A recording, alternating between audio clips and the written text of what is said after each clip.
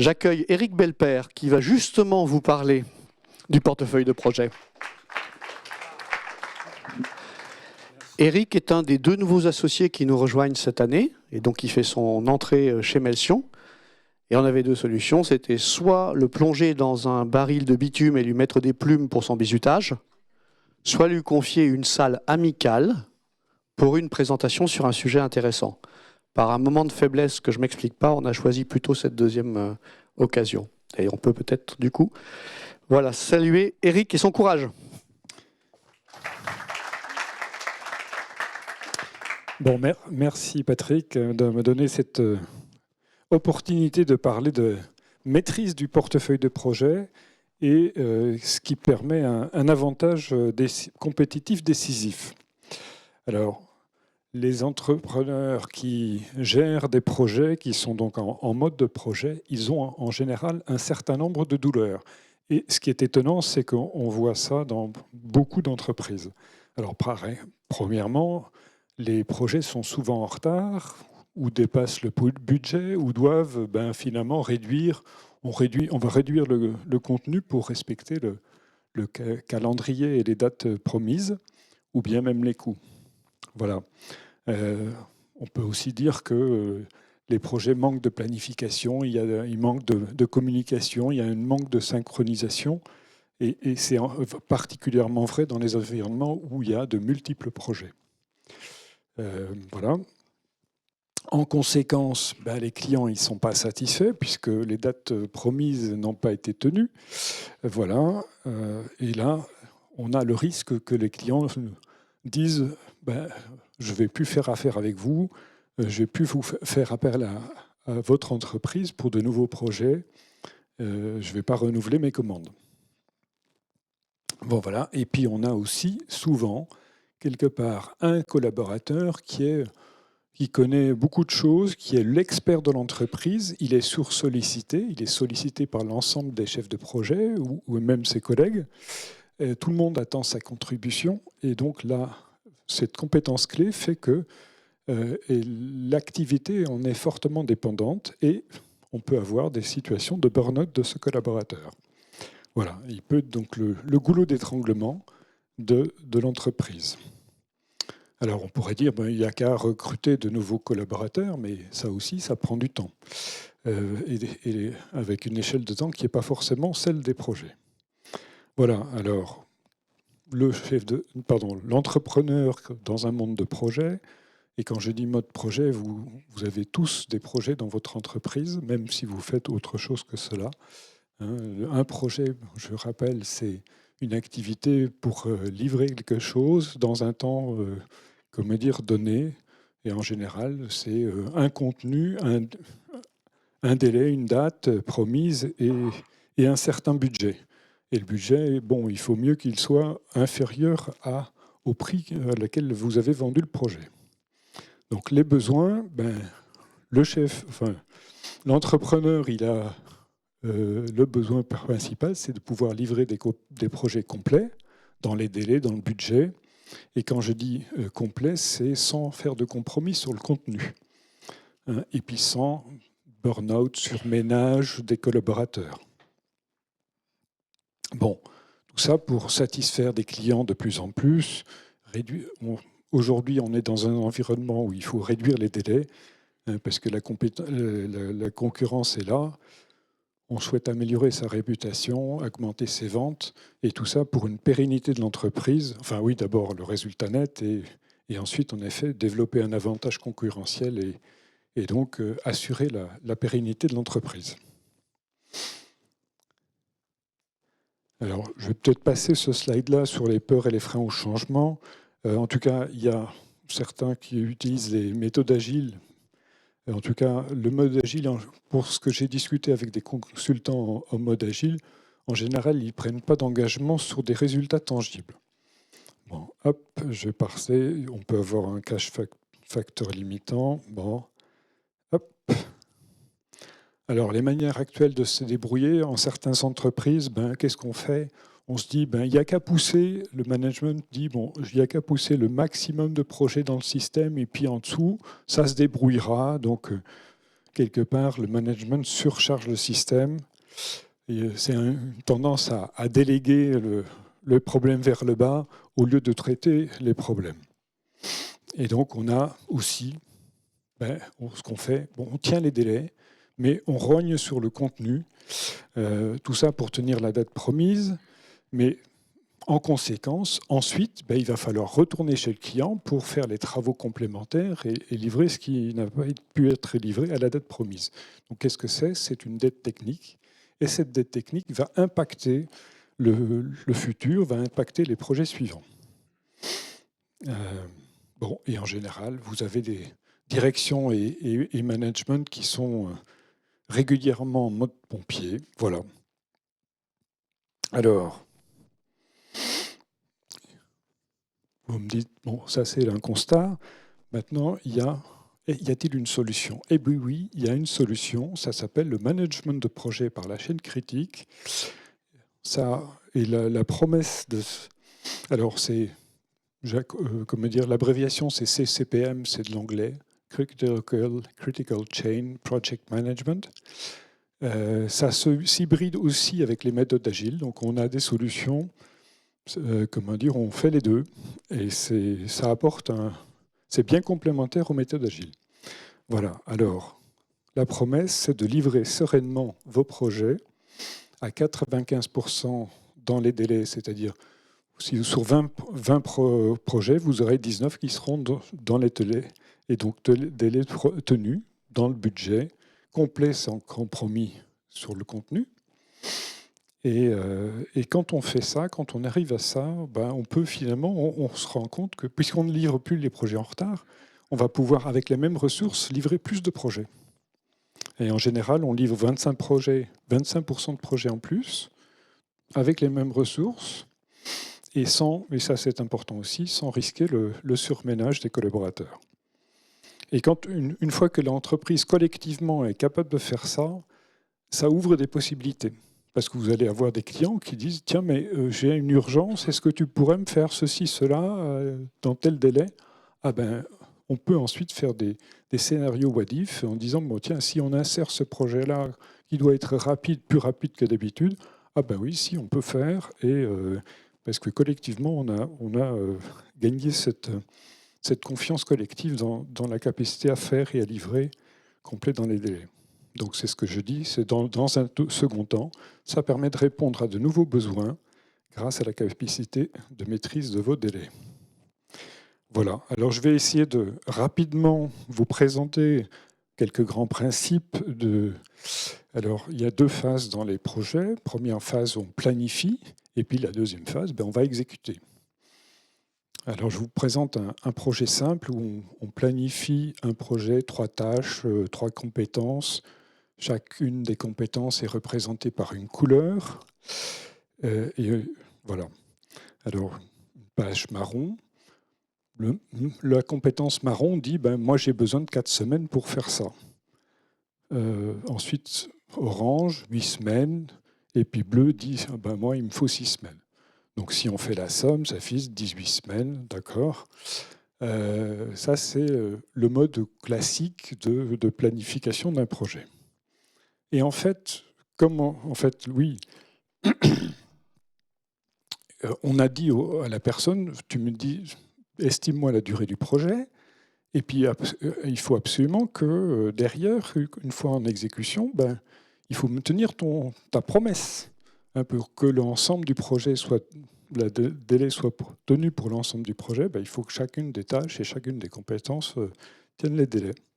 Donc, qu'est-ce que la personne fait ? Puis quand elle a un peu de seniorité, quand elle a un peu d'ancienneté, c'est que il ne faut pas qu'elle surpromette. Donc elle va prendre une marge. Donc en fait, les 4 semaines, c'est en fait 2 plus 2. Les 8, c'est 4 plus 4. Et puis 6, c'est 3 plus 3 en fait. Voilà.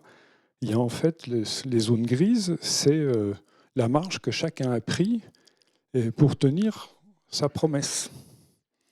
Eh bien, la chaîne critique, donc dans la démarche de la chaîne critique, on va se dire, mais en fait, il y a une durée qui est un peu ambitieuse, c'est les 2 semaines.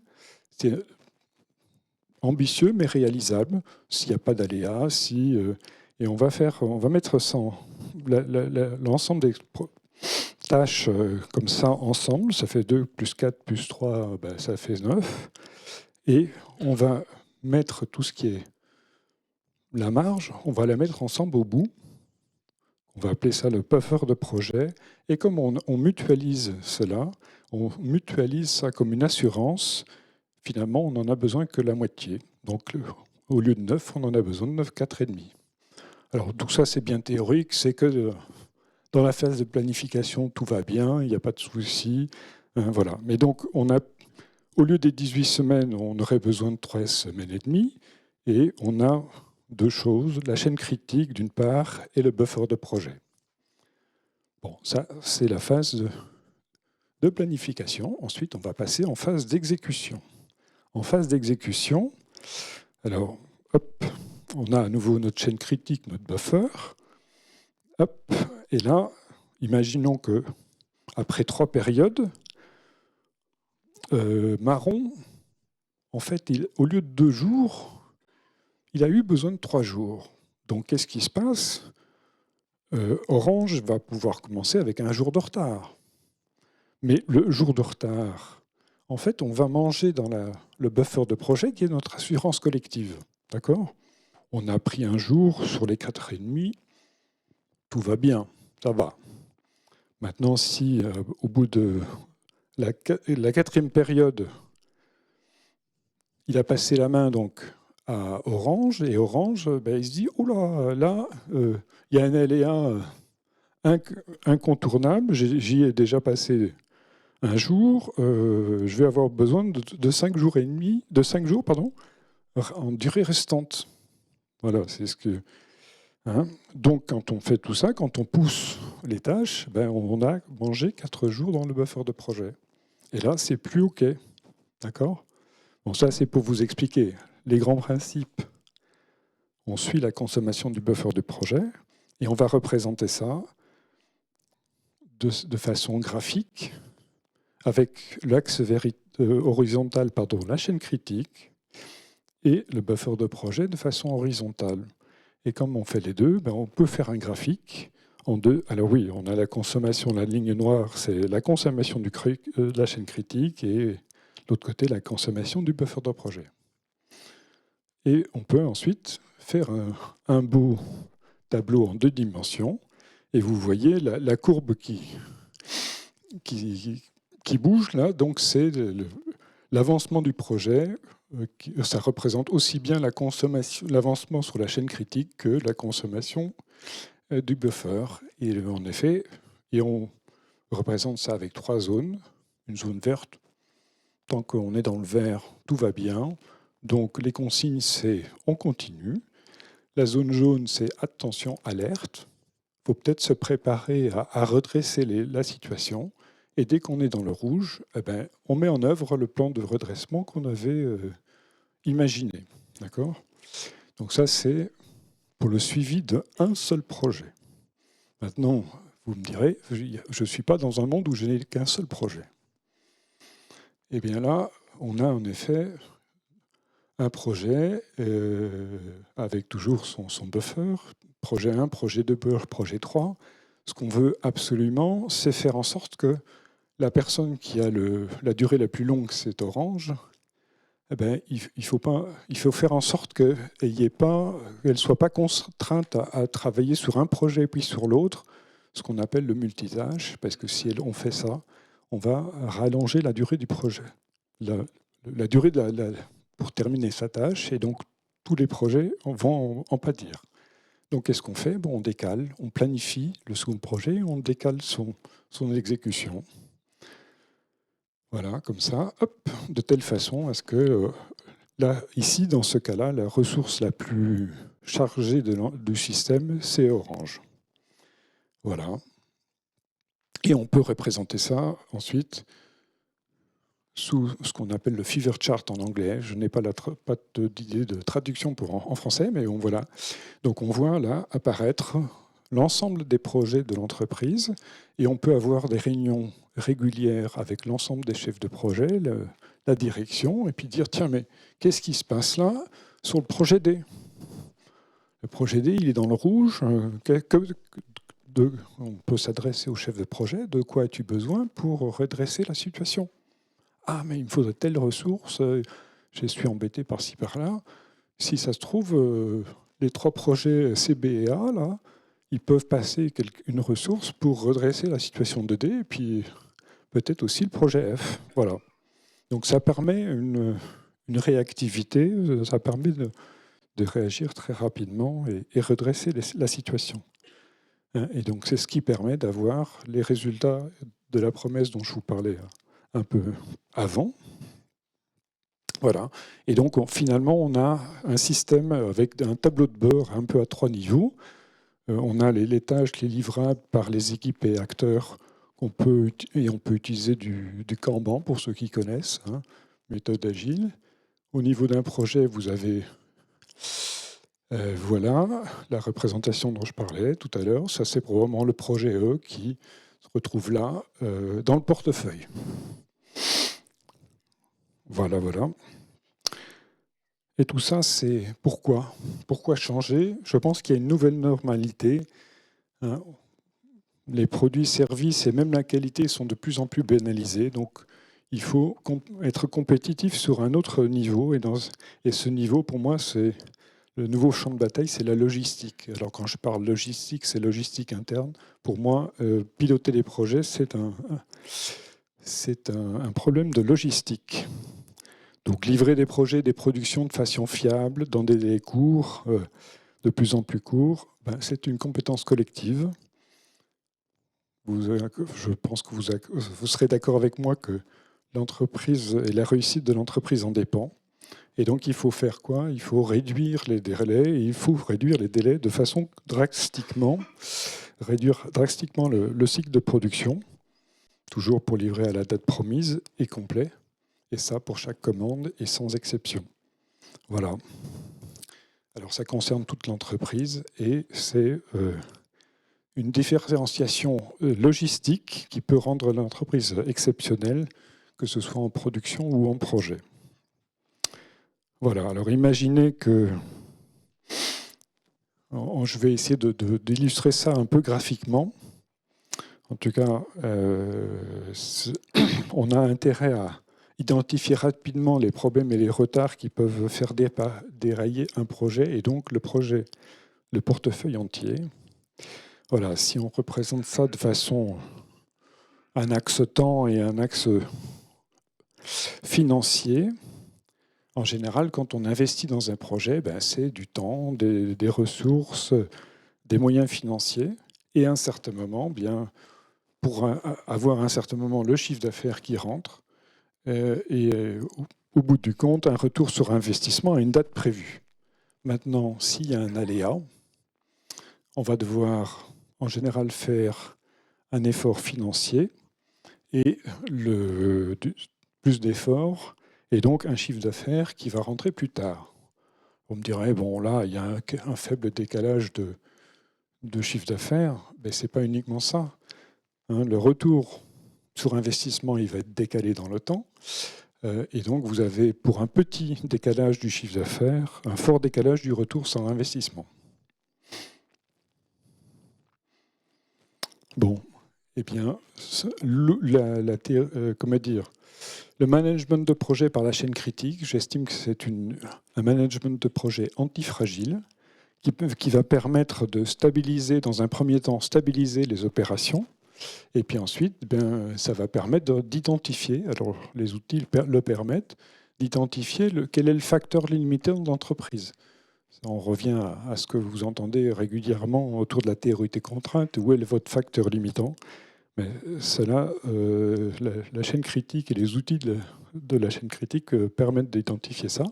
Donc on peut adresser un premier facteur limitant pour le lever, puis un second, puis un troisième, puis un quatrième, et ça de façon... avec une stratégie, bien entendu, de quelque part faire en sorte que la capacité de l'entreprise soit toujours en avance de phase sur la demande la demande que l'entreprise a de son marché. Donc ça permet d'augmenter la marge brute d'exploitation. Il faut pour ça avoir une séquence d'investissement en amélioration et en capacité. Voilà. Maintenant, si on le fait de façon un peu moins cadencée, on va dire, ben vous allez avoir, par exemple, ici, on a fait la levée de la première limitation, mais la seconde, elle a été décalée dans le temps. Eh bien, ça a un impact direct sur la croissance. On avait une croissance désirée, et puis la croissance, elle a été ralentie. Alors que, en termes d'investissement, vous avez fait le même investissement, mais il a été reporté dans le temps.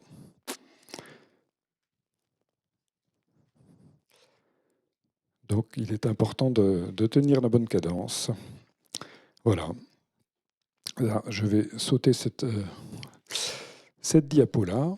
Et donc, quand on a, comme on peut le voir là en dessous, quand on réduit les délais de livraison, alors les résultats typiques pour les entreprises qui mettent en œuvre la chaîne critique, ils réduisent l'ensemble, en moyenne, leur délai de livraison de 30%, et ils obtiennent des taux de respect des délais de 90%.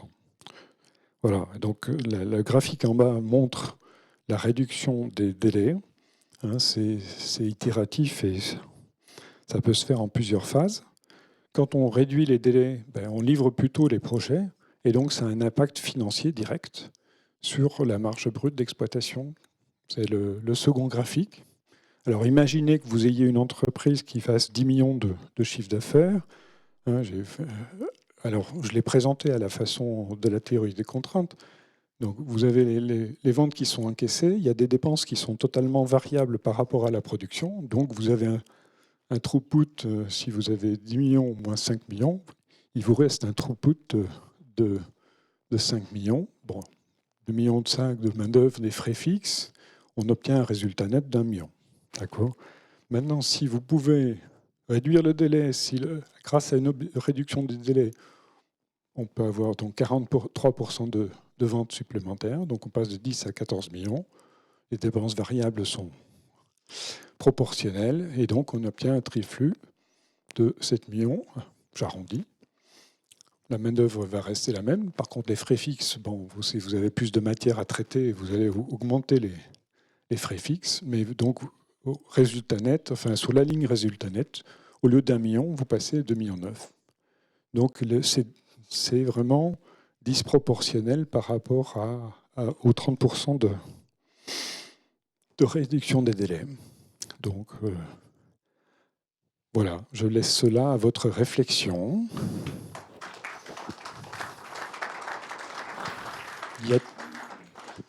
Alors, qui a des questions là-dessus?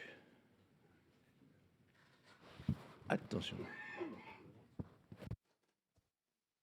Bonjour, merci. Est-ce que vous avez vu fonctionner cette méthode dans des groupes de grande taille, en mode un peu poupée gigogne, c'est-à-dire au niveau d'une équipe pour gérer les projets, puis au niveau d'un service, puis au niveau de l'ensemble de l'entreprise? Est-ce qu'on peut suivre un méta-portefeuille de projet avec cette méthode? Je suis clair ou je ne suis pas clair? Une matrice de matrice. Pardon, les environnements de projet sont souvent en effet des environnements matriciels. Et il est important que pour mettre la solution en place, il faut une prise de conscience collective sur les choses qui sont les comportements collectifs qui sont un frein à une bonne fluidité des projets. Et ce qu'on fait en général, c'est en effet commencer par faire la mise en œuvre sur un projet avant d'étendre l'ensemble des projets. Je ne sais pas si j'ai répondu à la question. Oui, en partie. Est-ce que ça fonctionne pour des très grandes transformations sur une vision un peu fractale d'un portefeuille de projet? Vous avez dans un environnement de projet, vous avez des compétences Et en fait, à travers la chaîne critique, l'entreprise va pouvoir identifier les ressources qui sont les ressources critiques, qui sont les ressources sursollicitées dont je parlais, et qui sont, elles, le frein à la fluidité dans l'ensemble du portefeuille. Donc c'est le facteur limitant. Enfin, il y a des facteurs limitants au dernier niveau du tableau de bord dont je parlais. Mais la ressource critique est une ressource d'une certaine compétence. Et qui est en général difficile à recruter et faire monter en compétences, etc. Bonjour. Merci pour cette présentation. Je m'appelle Régis Poussin, je suis spécialiste de la santé et je travaille depuis longtemps sur tout ce qui est rendement lexique, donc les capacités par exemple, à lire un texte donné dans un temps donné avec un taux de compréhension donné. Et donc, effectivement, lorsqu'on est bien équipé, eh bien, on peut, que ce soit en matériel ou en optique, eh bien, on peut avoir une amélioration du rendement lexique de l'ordre de 43%. Alors moi, ce qui m'intéresse dans ce que vous venez de dire, c'est que effectivement, ce que j'essaie d'expliquer toujours, c'est que quand on améliore le rendement, forcément, on améliore la rentabilité de l'entreprise. Est-ce qu'il y a des études macroéconomiques où il y a eu des publications sur le coût des dettes techniques ou sur l'économie ou la performance, on va dire, chiffrée sur l'amélioration des délais sur les projets? Oui, il y a beaucoup d'études de cas et il y a des entreprises qui publient les résultats qu'ils ont obtenus grâce à la mise en œuvre de la chaîne critique. Et il y a des réunions et il y a des présentations une fois par an sur la chaîne critique. Ça, c'est une chose. Et puis, il y a également l'association Tokiko, qui est l'association qui promeut la théorie des contraintes au niveau international. Voilà. Et les Goldratt avait été sollicité par un pétrolier pour gérer leur portefeuille de projet. Voilà. Merci beaucoup, Eric. Je